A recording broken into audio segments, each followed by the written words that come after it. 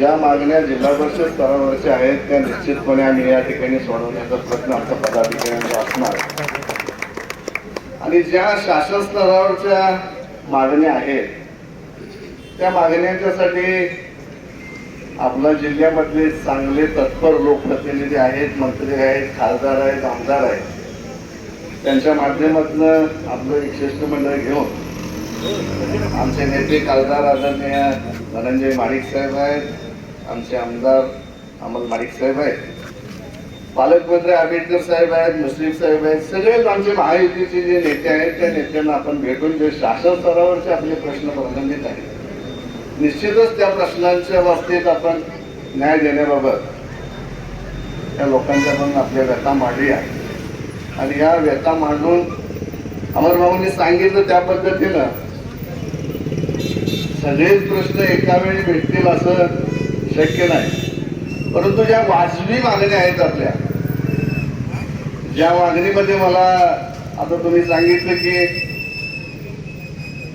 कन्याकुमार जर शाळा एका गावामध्ये असतील तर त्या दोन्ही शाळा एकत्रित करण्याचा शासनाचा जो निर्णय आहे तो खऱ्या अर्थानं निर्णय, त्या निर्णयामध्ये बदल करणं उचित आहे का? त्यामुळे मुख्याध्यापक एक्सेस होतील, शिक्षक एक्सेस होतील आणि ह्या ज्या समस्या आहेत या आपण खऱ्या अर्थानं तिथपर्यंत मांडत नाही तोपर्यंत शासन स्तरावर याच्यावर योग्य दखल घेतली जाणार नाही.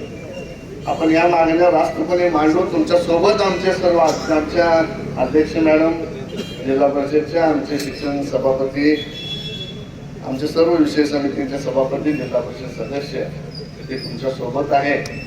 आणि जिल्हा परिषद स्तरावरच्या मागण्यांसाठी भाऊंनी सांगितले की तुम्हाला आता थोडा वेळ देतो, त्या सुद्धा विस्तृतपणे आपण आतमध्ये चर्चा करू आणि त्या कशा पद्धतीनं पुढे रेटता येतील, मुख्य कार्यकारी अधिकाऱ्यांच्या टेबलावरनं पुढे प्रस्ताव कसे ढकलता येतील यासाठी आम्ही 100% तुमच्या सोबत आहे एवढंच या आश्वस्त करतो कार्यक्रमाच्या निमित्तानं.